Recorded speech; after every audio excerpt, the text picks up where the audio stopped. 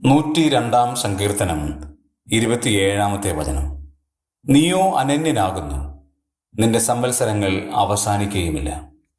ദൈവത്തിൻ്റെ നിത്യാസ്തിക്യവും ദൈവത്തിൻ്റെ ഔദാര്യവും എത്രയോ വലുതാണ്.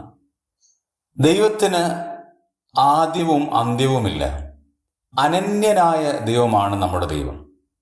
ഇവിടെ പറയുകയാണ്, ദൈവത്തിൻ്റെ സംവത്സരങ്ങൾ അവസാനിക്കുകയുമില്ല എന്ന് പറഞ്ഞാൽ വർഷങ്ങൾ കൊണ്ട് ദൈവത്തെ അളക്കുവാൻ കഴിയില്ല. അങ്ങനെയുള്ള ഒരു ദൈവത്തെയാണ് ഞാനും നിങ്ങളും വിളിച്ചപേക്ഷിക്കുന്നത് എന്നുള്ളത് ഓർക്കുന്നത് എത്ര നന്നായിരിക്കും.